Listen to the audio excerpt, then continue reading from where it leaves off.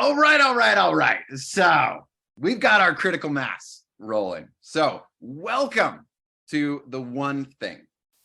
Today, we're going to be focusing on how to supercharge your e-commerce funnel, top to bottom and back again.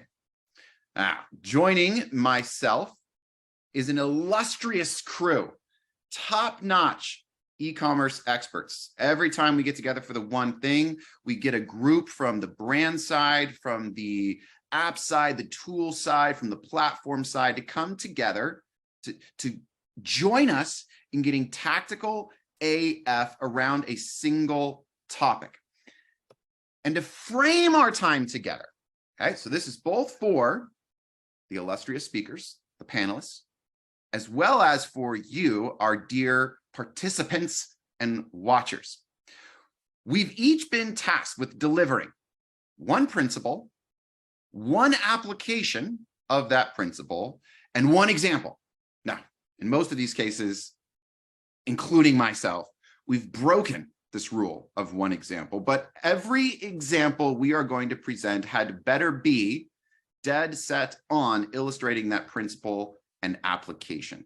To make your business 1% better is the idea here. Incremental gains in what's honestly probably the toughest e-commerce environment that any of us have faced. This is what I want you to have at the forefront of your mind. Anchor yourself in at least one takeaway. So have your screenshot fingers ready.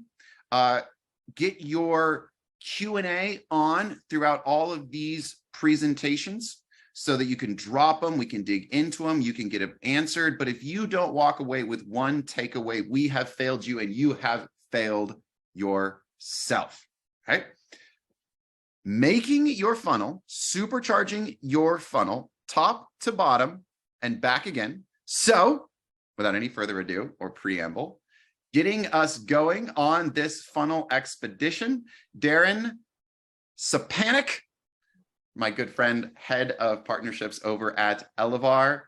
I'm going to say it. I think what she's about to drop is one of the most misunderstood top of the funnel elements in all of e-commerce.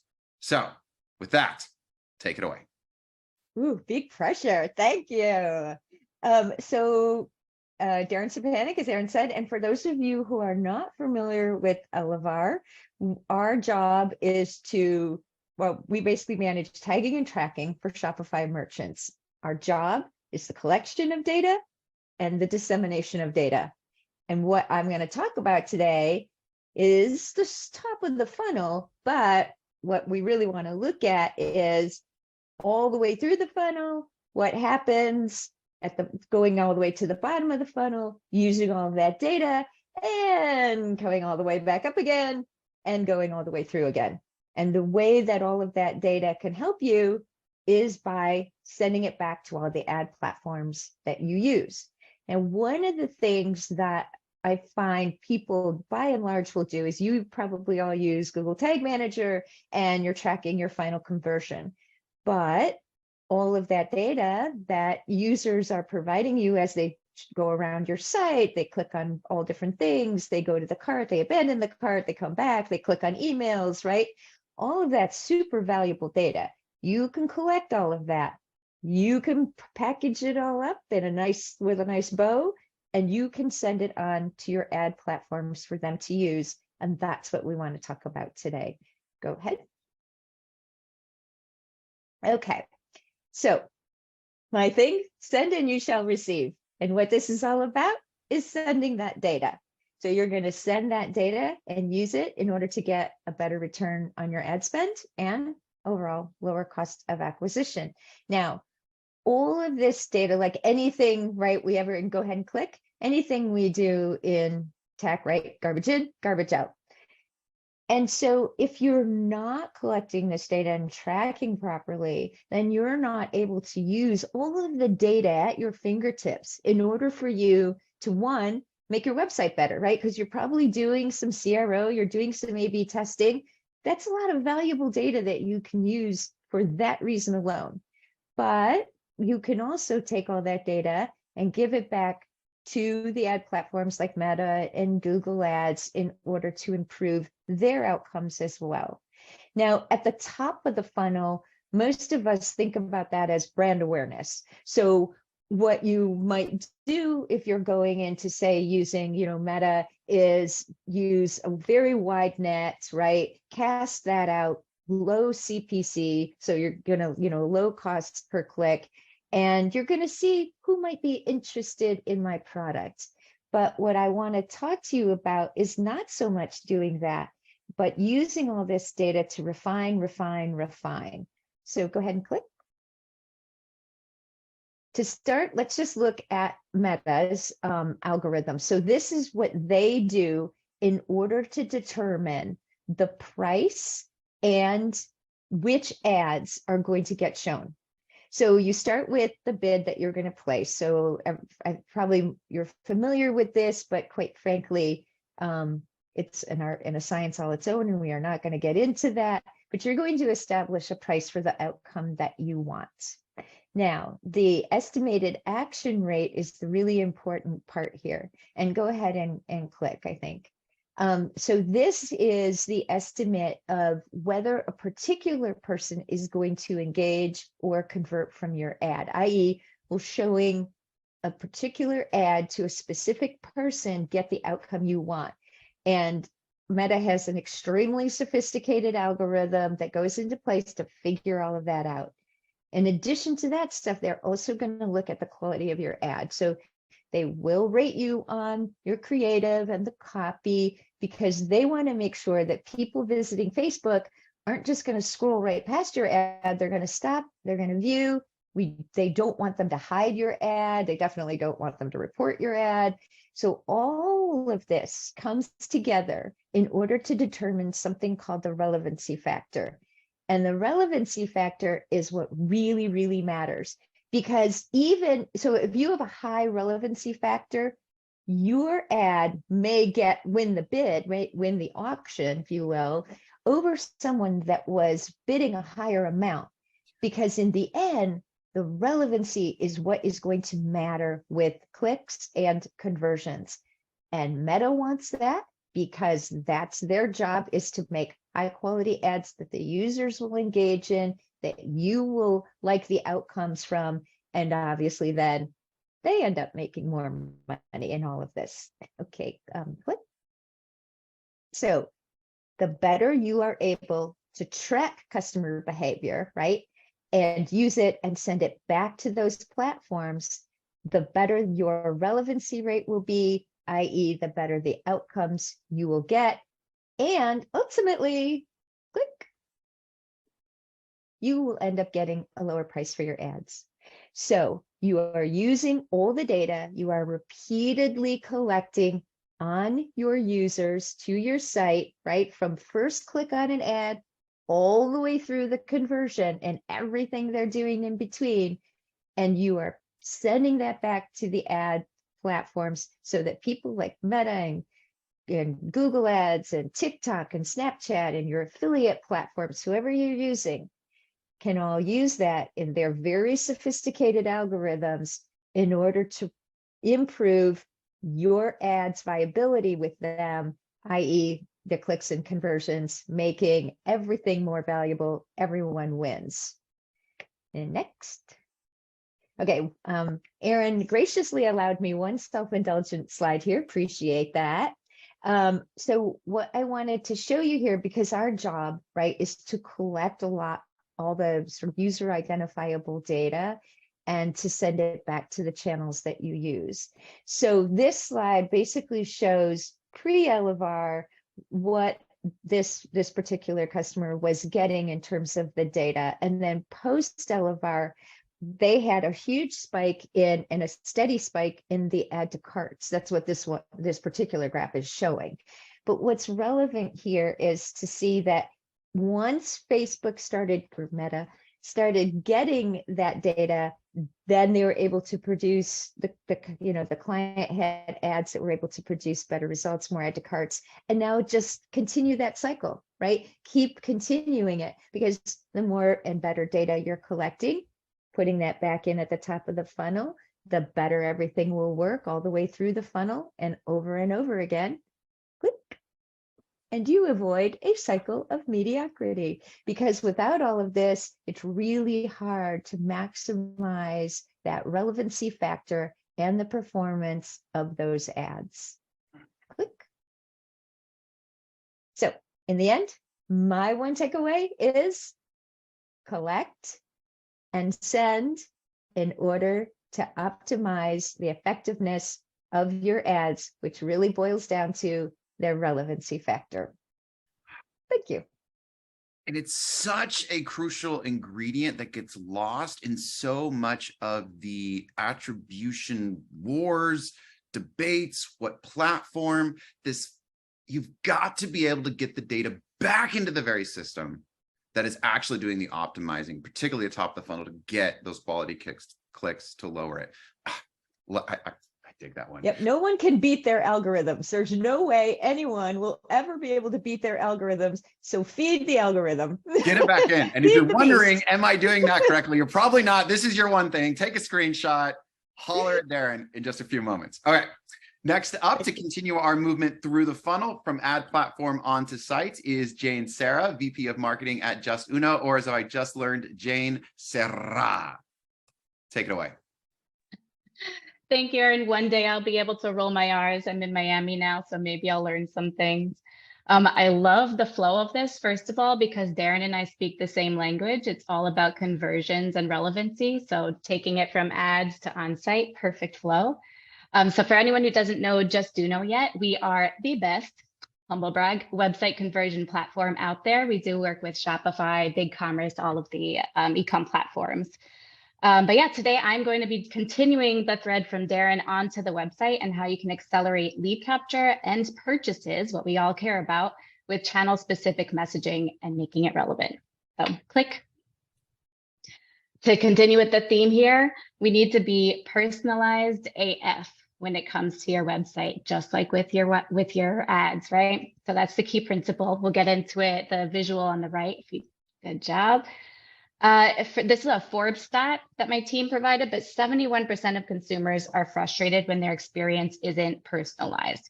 We all kind of know this, right? It's innate in us. We know that when we go to a website, we want it to speak to us or we leave. We have a very short attention span, gets shorter every day, but we don't really know what to do with that most of the time. So here's a few things. Click. For returning traffic, this is as simple as just having them pick up where they left off. So if they left items in the cart, show them those items again, remind them that they left these items in the cart and they can still check out. Or if they left without opting in, you can show them the opt-in again. Just at the end of the day, if they aren't ready to make a purchase, you do want to capture that lead to nurture it and push them through the funnel. And click. But for new traffic, this is a little bit harder because you don't have any data on them, except you do know their source. And this is something a lot of marketers, myself included, we kind of skip around this sometimes, but it's data at our fingertips that we need to leverage on our website and showing a different message based on sources, which we'll get into in the next slide. Perfect, thank you. So this goes kind of similarly to what Darren was talking about. You can replace this Google ads with an Instagram or Facebook Meta, whatever you want to call them today, ad, and it's the same story. But basically, you want to show a lead capture on your website that is based on the referring source and continuing the story that brought them here to your site in the first place. For instance, if Father's Day is coming up and I want to buy a gift for my husband, my son's 3, he's too young to buy one himself. So I search best Father's Day gifts. This ad comes up for Top Watch. I click through. You want to show them a message that speaks exactly to why you clicked through in the first place. Looking for a Father's Day gift? Yes, I am. So I'm much more likely to submit for this and get 15% off. I'm also more likely to actually purchase at the end of the day because they're speaking my language. They're seeing why I'm there in the first place. Click. So you can do this based off of ad traffic like this. Again, if it was an Instagram ad, it's the same thing. Using the same visuals are also great, but the same language, having the same coupon code. If you are leveraging one, you don't always have to. The same for influencer traffic. If TikTok made you buy it, anything like that, you have a UTM code parameter you can bring onto your site. Basically, it's all about that UTM and what source is bringing them to the site. Referring traffic, we'll get into another very specific example on that next. The only one that is harder is the direct traffic, but that you just have a catch-all, right? If it's direct traffic, the marketer's worst nightmare. We never like that direct traffic that comes on, especially with all these other dark social things in the background we can't really see from podcasts and whatnot. But if it is direct traffic coming to your site, you can have a catch-all for that group. So the last piece here is zero-party data. This is an opportunity on this form, on this lead capture, to capture zero-party data. And real quick, zero-party versus first-party. First-party data is anything that you are tracking on your site since they're on your site, what pages they viewed, what buttons they clicked on, any kind of interest they implied by their activity. And zero-party data is the data that they are providing you. For example, if you ask, do you have a preference towards silver, gold, or leather watches? And somebody submits gold. Now all of your emails, your ads, anything on site can skew gold so that you're speaking their language and just showing them what they want to see. Click. So here's a very specific example from Just customer, Cornbread Hemp. They're one of the top luxury CBD brands out there. And they were really excited that they were going to have a top 10 CBD brands feature in health.com. So they knew they wanted to leverage this and maximize conversion. So they had a UTM link that as soon as that traffic came to their site, click. There was this one in the right, the middle image that you see over here is a targeted lead capture with a unique coupon code. Again, it mirrored probably the visuals as well, but it said from health.com. It continued that story. It was familiar. So they're having the same consistent experience. It's relevant, just like what Darren was talking about. And then the next step was click this banner, which is on the top here. It featured a review and an actual quote from the article itself, the best full spectrum CBD oil. It continued with that reminder of the coupon code for anybody coming from that site and the 20% off. And then the last step here was for anybody who was exiting, received this offer on the bottom. So they're about to lose this traffic for any reason. They bump up the coupon offer. So it went from a 20% off to 25% off with a countdown timer for some urgency. So this 3-step process led to, if you click, a 4% increase in conversions. And I know when you look at case studies, you think 4% sounds low, but I'm talking 3% conversion rate to 7% conversion rate, which is huge at the end of the day in purchases. So big win on this side just for being personalized and continuing the conversation. And click. So the one thing, if you take away from this segment, is update your welcome experience, tailor it to your audience, be relevant, as always, on your website, show them what they want to see, especially one place to get started is with paid campaigns. They all have UTM parameters that you can leverage or FB, CLID, et cetera. So just leverage all that information and target them with really very specific messaging and consistent messaging, and you'll see those conversion rates go up. So thanks. Raw absolute conversion rate percentage increases are the ultimate flex. That is I'm talking 3 to 7. No, it's about that momentum, which is precisely what our next speaker, who is not an e-commerce expert, but plays one on the internet, is going to be discussing. And that is myself. So from top to middle first experience to middle funnel, what I'm going to call the juggernaut. And I'm going to speak specifically of SMS since that's the lovely folks who are employing me right now, Recart. But this can also be applied to any middle funnel. I hate to use the word retargeting, but any middle funnel activity seeking to activate and make the most of the new subscribers you're generating, the almighty welcome flow. Automations, particularly for SMS, absolutely crush campaigns by a split of typically 30% for campaigns, 70% for automations. The really interesting thing about that, what surprised me as I went through my first Black Friday, Cyber Monday, is even during holiday months, when the volume of campaign sends accelerates exponentially, that split still doesn't change very much. Okay?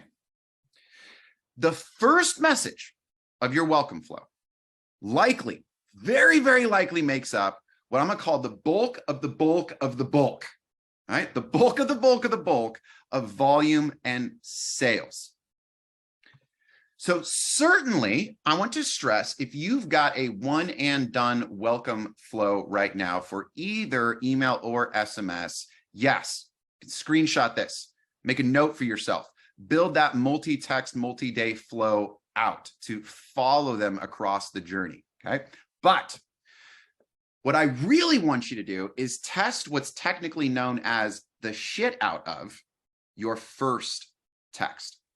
And I'm going to give you 5 of the messages that we systematically put first and foremost in every welcome flow for new customers that are coming into Recart to make the most of the bulk of the bulk of the bulk. And this is going to come down to your welcome offer delivered as a simple SMS, text only, and a link. Your welcome offer plus contact card. We're going to look for the winner there, contact card, then welcome offer SMS, a twofer delivered boom, boom, one right after another. Welcome offer MMS, meaning aligning it with some sort of multimedia, a GIF, an image, text overlay of the offer itself works powerfully here.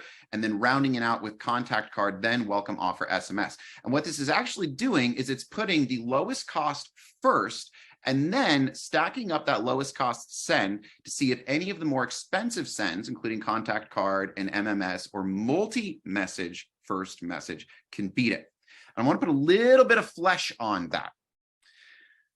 So the very first test that we run is always a simplified welcome offer. What is the thing that you said you were going to give them? Is it delivered automatically against that same message with a link accompanied by a contact card? And the reason we've begun pushing contact cards into the systematic testing is because as iOS 16 and 17 continue to roll out, there's new folders being added to the messaging apps. So that being a recognized sender, right, is going to increase deliverability and exposure in a way that never mattered more before. So that's why I'm going to be pushing this idea of your welcome card. But in essence, simple 50-50 split, 2 to 4 weeks, depending on the volume of traffic that you've got going into this.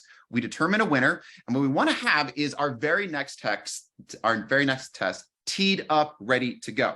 So we're going to pretend here that the welcome offer SMS wins. So let's split the next one into the contact card first to try to get us into their phones. So we're recognized, we get that high deliverability, and then followed by the welcome offer SMS. Right? 2 messages delivered simultaneously after the welcome message here on the top left that you're legally required to deliver as well. We determine a winner. What are we going to test next? All right. Contact card, then welcome offer wins. So we're going to go over into welcome offer MMS. Text overlay of the offer, message matching, and especially if you can even match the creative to your hero on your homepage and whatever creative, meaning the imagery from the pop-up, what we're trying to do is continue that momentum at every step of the funnel to match, to push forward in as simple and clear a manner as possible. So this is in all likelihood just a placeholder here showing off that offer itself. Make sure it matches your branding, what people are seeing on their way in. We determine a winner. We've got our next test all teed up to go. Our welcome offer SMS against the contact card, then the welcome offer SMS, this time with an image associated with it. And we're just thinking through if the bulk of the bulk of the bulk is coming from your welcome flow on that first message, then I want you, if you do nothing else, to go forth and invest your efforts and testing where outsized impact exists. That's what I'm talking about when I think about what is the biggest impact something like SMS can make in your funnel. Go closest to where the most money is already made. Right. Now, let's pretend the magical thing has happened. They have purchased, they have bought. This next presenter, Blake Imperl, head of marketing at Wonderment, has probably my favorite principle in the way that it's worded, because I just think it's dead clever. Blake, over to you. That's big hype. I appreciate it, Aaron. And I love the walkthrough on the welcome flow. That warms my SMS heart coming from my past roles. So I love that. Hi, everyone. As Aaron mentioned, Blake and Pearl. I'm a podcast host. I have a podcast called Thank You Again, also lead marketing at Wonderment. But now that a customer has, let's say, made the purchase from that awesome welcome flow that you've been testing on SMS, what happens next? We have two choices here. Next slide, please. We have two choices here. We either turn the time between order and arrival into a customer retention engine, or we enter the abyss known as the post-purchase dead zone. Your customer is honestly here eagerly awaiting their items to arrive, and what happens next or doesn't can positively or negatively impact the likelihood that they come back and buy again. And also really report having that great arrival experience. Reporting that is one of the things that we know creates a great customer experience. So I'm going to give you the metaphorical Google Maps address to avoiding the dead zone and then making sure that the customer actually arrives at the retention engine. And the data validates this too. According to a Price Waterhouse study that I was reading, 32% of customers will leave a brand after just one bad experience. Even more, 59% will leave after two bad experiences, even if they love the brand. And despite the fact that over 80% of surveyed D2C brands reported that they mainly compete on CX and report seeing an uplift in revenue and profits as a result of investing in CX, CX is often one of the things that gets least prioritized when it comes to the entire board of what we need to do in a D2C brand to grow it. But I want to help you change that with an incredibly low-hanging fruit for your Shopify store that's going to keep your customers coming back and to buy again and again. And that unlock is to invest in an amazing transactional or shipping experience. Next slide, please. So let's start by understanding why this stuff even matters in the first place. One of the biggest challenges that merchants face is engaging with their customers post-purchase in a way that creates that positive experience. It's becoming increasingly difficult to stand out in that post-purchase inbox and to drive qualified traffic back to your site post-purchase to do things with their customers like educate them on the products they just purchased, to provide that helpful FAQs, order updates that are proactive in nature, and then also to introduce complementary products that you sell or additional offerings that you might have. But investing in the transactional channel is actually the answer to all of these things. Why is that? Well, transactional email sees open rates like, next please, 55 to 80% open rates, meaning that up to 8 out of every 10 customers are seeing your transactional emails. What about click rates? Next. Transactional emails see an astonishing 10 to 20% click rates. Ask yourself, when was the last time you had an email campaign that was driving that kind of performance? When compared to standard marketing messages, transactional email can be up to 10 times more effective at driving your visitors or your customers, back to your own website. But it gets even better. I'd like to introduce next transactional SMS. SMS, as we know, has incredibly high open rates and is the king of visibility right now when it comes to own channel marketing. But this is where it gets incredibly effective, is on the click rate side with transactional SMS. Standard marketing texts see about 5 to 10% click-through rates on average. That might be a little bit off there, and keep me honest. But with transactional SMS next, transactional SMS sees about 50 to 75% click-through rates, meaning that 3 out of every 4 customers are engaging with your transactional text. This is opening up an immense opportunity for you to engage with your customers. Transactional SMS is also one of the greatest ways to drive incremental revenue, to acquire more profitable SMS subscribers, meaning that you might not need to actually offer a discount to get them on your SMS list. And the best part about email and SMS transactionally is that you can actually do this inside of your existing email and SMS providers today by leveraging the power of what I'm about to show you. What's important to note through all of this, though, is that this is only possible if you don't do the following. Next slide, please. This is the old way of transactional. What is the old way? Well, as you see here, we've got a stock email template linking back to a shipping carrier's website. This is a vanilla, stiff, rigid experience, and it's linking over to a DHL, a FedEx, or in this case, USPS. Why doesn't this work? Well, there's 2 really big reasons why. One, you're sending your customer back to a shipping carrier's website, and that's creating that dead end experience. You are literally sending them into the post-purchase dead zone by doing this. Number 2, customers are checking these tracking pages about 4 to 5 times per order on average, meaning you're losing 4 to 5 site visits that could be educating the customer, to answer questions, to introduce new products, and generally just build a branded experience. This is the exact problem that we solve for at Wondermint. And we brought this experience from the 1990s to the 2020s, and we've turned it into a CX and retention machine. So what do? Next slide, please. This is what 2023 looks like. This is a customer of ours, Feastables. They're a better for you chocolate company founded by the popular YouTuber, Mr. Beast. For Feastables, their brand is literally everything in creating the experience that they want their customers to have. The old way would simply not cut it for Feastables.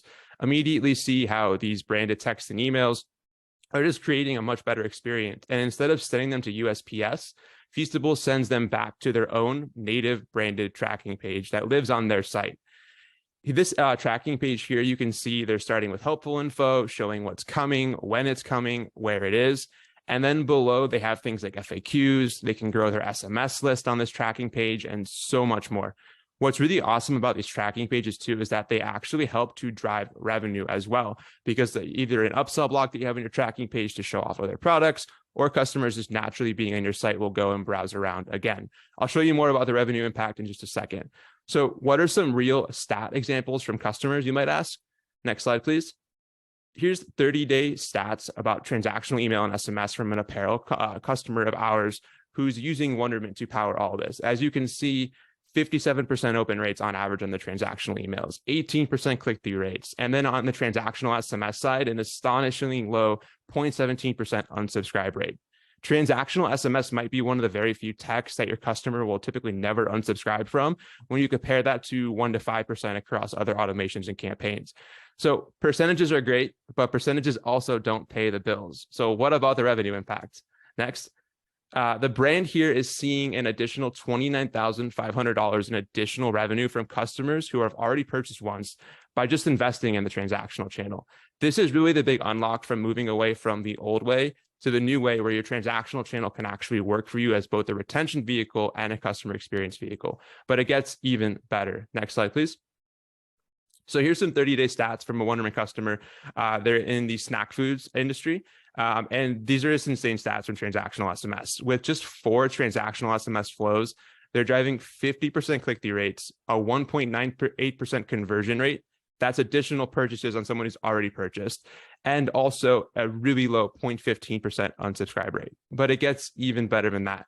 Next, they drove $48,400 in the last 30 days from the transactional SMS setup. This is an insanely high profit margin on top of all the benefits that we've already kind of highlighted here. And this really just shows how transactional SMS, when done right, can be a huge unlock for your revenue. Next slide, please. So I'll ask you one more time, which experience do you prefer? The one on the left or the one on the right? I think it's pretty clear which one your customers prefer and your revenue also would prefer. Evan, know that transactional experience is not going to take you out of the post-purchase dead zone into that customer retention engine here in 2023. Every customer touch point matters, and quite arguably the post-purchase is where you can either make or break that experience. Next slide, please. So if you do nothing else, invest in custom shipping notifications with email and SMS and a branded tracking page to unlock astonishing conversion opportunities and improve your customer experience. And the best part of all this is that you can be the brand that everyone raves about by just harnessing the power of a tool like Wondermint with your existing email or SMS platform for your Shopify store. Give them what they got before they get it. You can't pay the bills with a percentage. That's what I'm talking about. Excellent. All right. If you can live up to that, I am not envious of our next presenter. Jay Myers, co-founder, Bold Commerce, taking us home with the bottom of the funnel all the way back up to the top. Sir? You had to put me after Blake, hey? Matt, no, the order of this is actually fantastic because you have to acquire your customers, you have to convert them, nurture them, give them a great experience when they buy. And what I want to talk about, my principle is how do you turn those customers, those shoppers, into lifelong revenue crushing, not customers, but members. And this really accelerated during the pandemic. Brands realized more than anything that they thought they had loyal customers and they didn't. People started shopping everywhere. And this became really a big focus in the last 3 years. And now we're seeing, and just if anyone doesn't know what Bold is, we live a lot in the subscription space, and a lot of brands We help them with their membership programs. And so that's why I'm speaking on this. So next slide. And just to kind of set the stage a little bit, because I think this is important. So focus on the top block here. Don't try to read this all at once.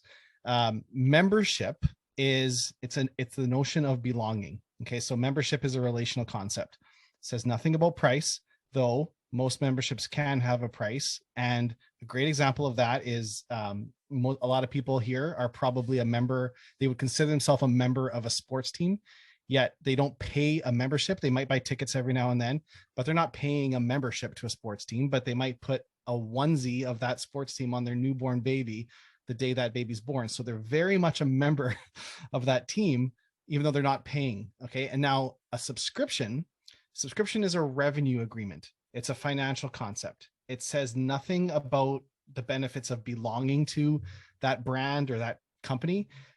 But it's rare that someone would pay for something without that benefit, but they do. And a great example of that is I am a subscriber to my electricity bill, but I wouldn't consider myself a member of the electrical company. I'm just subscribing to it.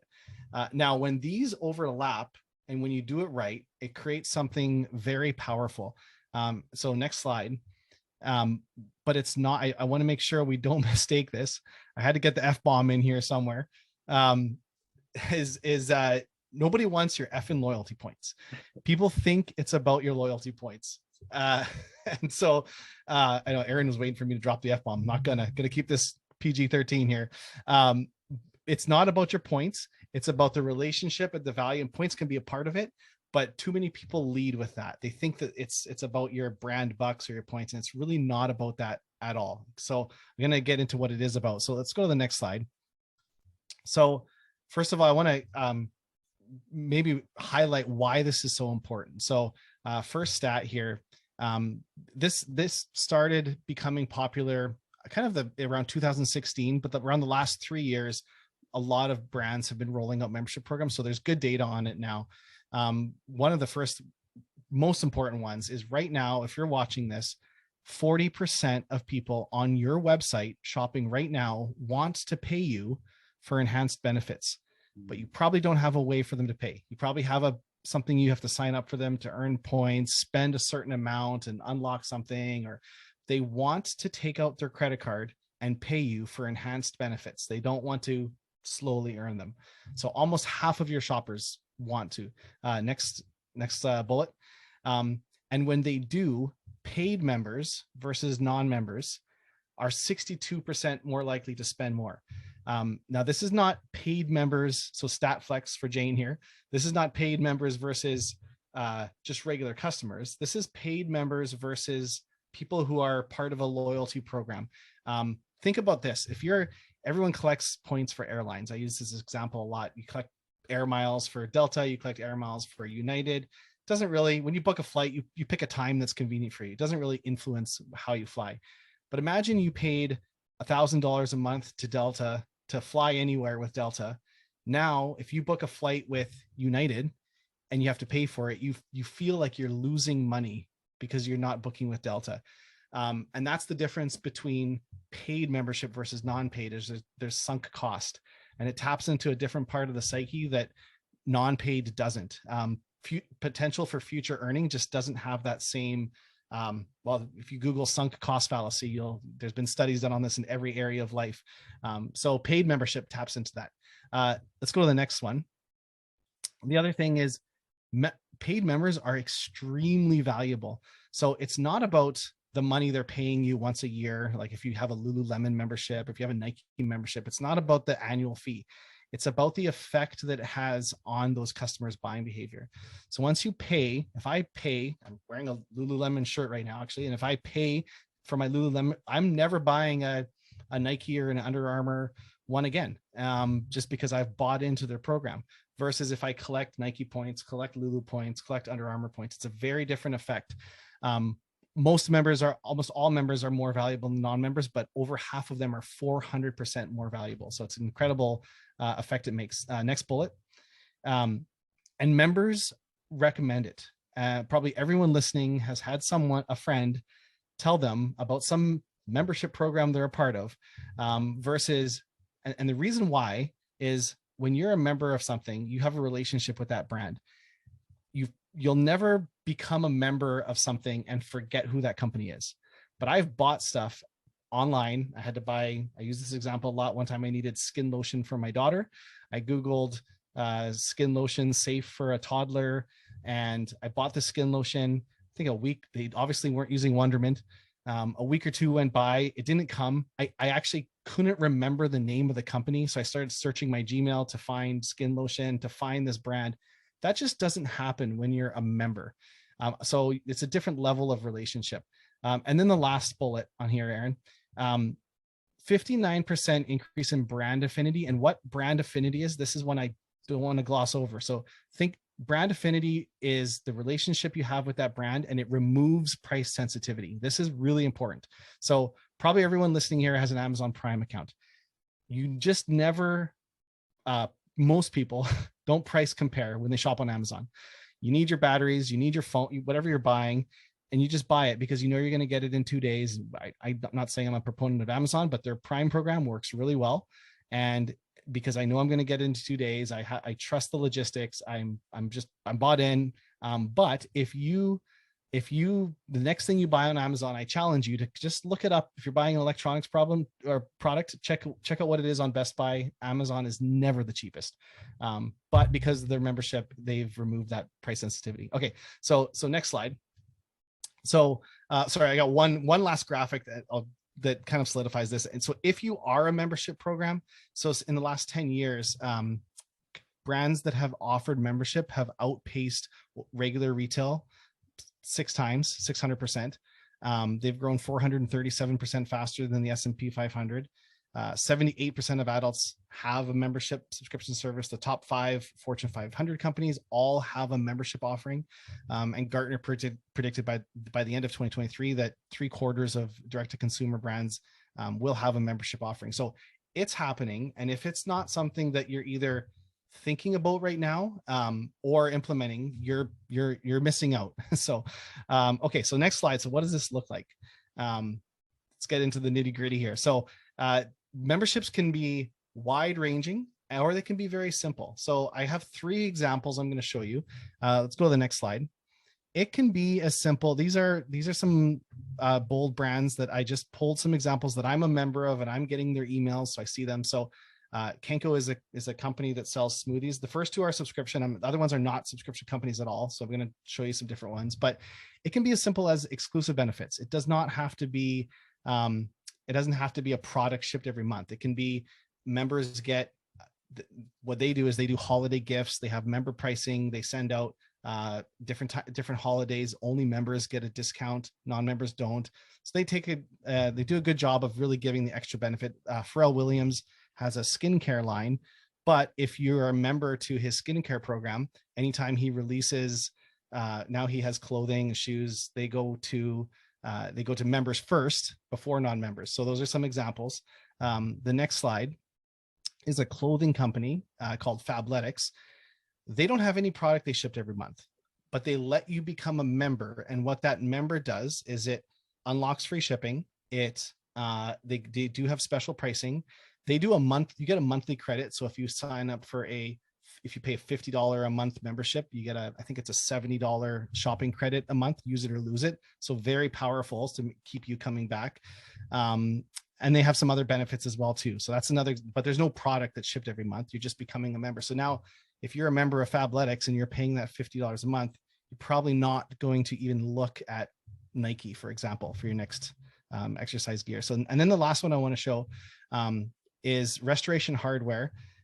They launched their program in 2016. Again, they don't have a subscription product, but they have a membership. It's $125 a year. And what that does is unlocks 25% savings across their store. They sell furniture. An additional 20% savings on products on sale. They have design services that you can access and a number of other benefits as well. And they're a publicly traded company. They've been very open about the results, which I'll show you in a little bit. The results are actually outstanding. But again, they don't have there's nothing shipped every month. It's just, they don't have a loyalty program. I don't have to earn points with them or unlock. I pay to be a member to unlock those benefits right now. So next slide. So just, when you think about, there is a shift happening right now in the way people are buying. And it's important that you pay attention to it, because in 5 years, the shift will be done. But right now it's happening. And here's kind of just why. So, years ago, Costco kind of pioneered it. They were the first ones to launch a membership program. And then click again here, Aaron. Costco pioneered it. Amazon has this effect. Some people call it the Amazon effect. It's when Amazon has 2-day shipping, people expect 2-day shipping everywhere else. And when Amazon has a Prime account that I can just pay for and get extra benefits, people just expect it. So the Amazon effect happened. And now click again. Now that they've done it, we're seeing every single brand. I mean, if you go and Google alerts and you put in membership program, it's like every week there's more brands launching a membership program. It's everyone trying to do it. So click to the next slide. There's a big opportunity though, and that's why I think this is really relevant right now. So this is what's called the innovation bell curve. This applies across everything. It's electric cars. Like when something comes out, there's the innovators, they're on it really early. Then there's early adopters, early majority. For electric cars right now, we're probably somewhere in the early adopter stage. For regular cars, we're in the late majority. But if you went way back when people were horse and buggy, the first people that had cars were innovators. For membership right now, the general population has a membership. There's a tipping point. They say the tipping point is once something hits that 34%. Sorry, not 34%. The fifth. What does that work out to? 16%. That's the tipping point.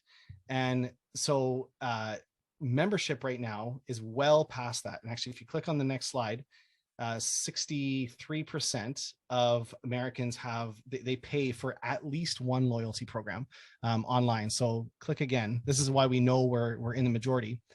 But online retail is very much in the innovator stage. I challenge you, just go online and shop on 10 stores and see if there's a membership you can join. I doubt it. Some of the innovators are, but I shop all the time and I always check if there's a paid membership program I can join. There almost never is. So the difference between where online retail is and what the general population is willing to, like, it's not weird. People pay for membership. If I told someone that you sell a membership, no one's going to go, what the heck is that? Like, people get it. So the general population accepts it. The majority of Americans have one, yet online retail is way back here. So that delta is the opportunity. And so that won't last for long. 4 years, 5 years, that gap will close. And most websites you go to, it'll just be normal to become a member. But right now, there is an opportunity and it won't last for long. Next slide there. So just to kind of spark some ideas, and I'm not going to go through everything on here. You can take a screenshot of this, but a membership can be a lot of things. It's value you give to your customer. What I do tell people is to think of it in terms of a stack, if possible. But if you can have some way that you have curation, replenishment is good if you have anything that can be replenished. That doesn't apply to every brand. Access, so the things that fall under access are, can you give access to exclusive content, member pricing, member benefits, partner benefits. If you sell a certain type of product, can I get discounts at yoga studios because I'm selling this mindfulness tea or something? But it can be, that might not be the best example, but other partner benefits included. And then a great membership is always increasing in value. So if you think about Prime, you probably joined it years ago because you wanted free shipping, but now it's Prime Video and Prime Photo Storage and Alexa, and they just keep adding value here, because what gets you in isn't what keeps you. So screenshot this. These are some things to think. If you can have something in each of these boxes, you'll have a very valuable and compelling membership if you can have something in there. And next slide. So we remember that restoration hardware company that we talked about. So they launched it in 2016. As of 2021, I don't have the stats yet from last year, but hit the next there, Aaron. As of 2021, 95% of their revenue now comes from just 400,000 members. Like, that's insane. I'll update this with last year's stats when I get it, but they, like I said, they're publicly traded, so they're open with all their numbers.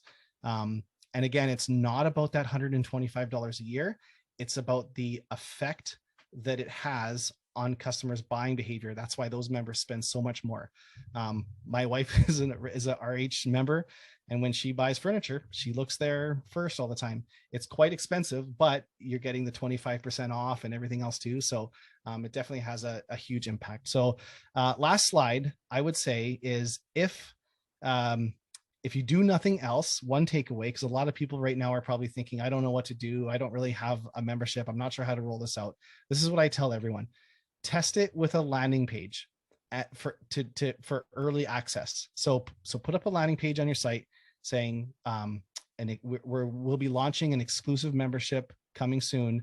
Some of the benefits will be exclusive pricing, early product access, benefits with access to, like, maybe you sell wine and you once a quarter do a Zoom call with the person that makes the wine, talking about it. Anything you can do, these, and make some images and say, these are some of the perks we're going to have. Enter your email. We'll let you know when early access is available, and see if there's interest. And then when you do launch it, you're going to have 1,000 emails that you can email to kind of kickstart that membership program. So if you do nothing else, put that up, at least see if there's interest. If there isn't, fine. But if there is, then you've got your list to email. Go experiment with the take rate. Easy lift first, lean into those wins as you move along.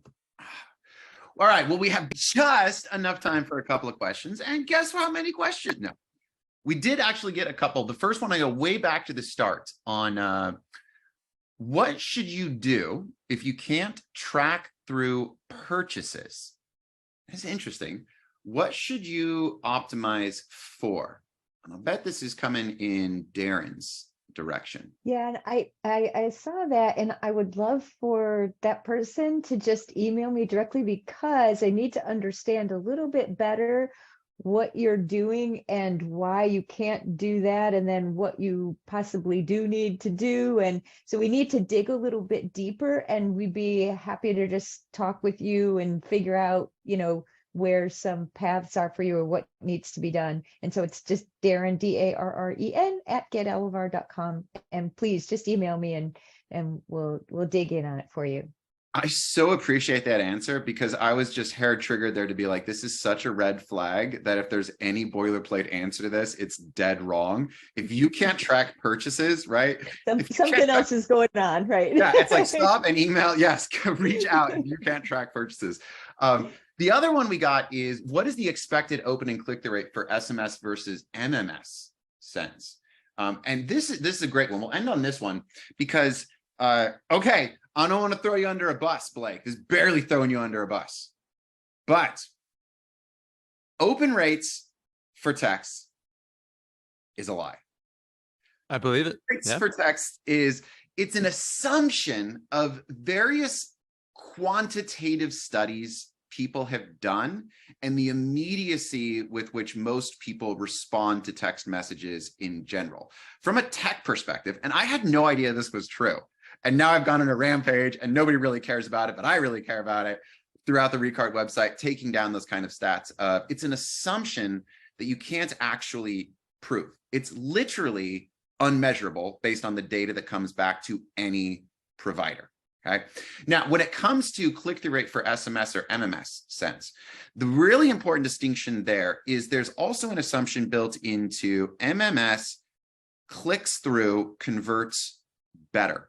And the real answer there is the only thing that dramatically affects click-through rate, right, is brand affinity and timing. And this is why I got so much, Jay, from what you were talking about with the brand affinity piece, because trust, and this sounds wild, trust and the person's relationship to the brand is far more a determinative factor of click-through rates than industry, than offer, right? The only other thing that gets close to that, having built a relationship so that when you text somebody, and this is why I've fallen in love with transactional text over the last month, because I think the power of transactional text is it front loads an experience that screams over and over again, when this brand texts me, it matters. They give me relevant information. So the more I can pack into that stream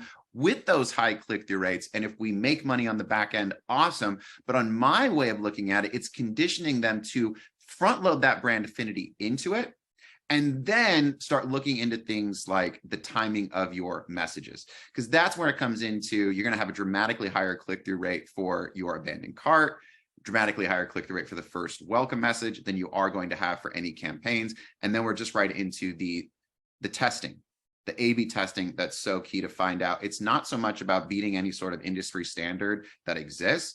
It's about what does your audience respond to, and measuring not just click-through rate, but the ultimate outcome when it comes to not being able to eat percentages, but pay the bills, eat dollars. Well, I want to say a big thank you. Do please hit up any of our speakers. We're going to be coming at with a replay to slow down on any of these points. I very, very much hope that you got one thing to take away. And my last is, all right, so go do that one thing and holler at us with what it was about. Thanks so much all around. Bye all. Thank you. Thank you.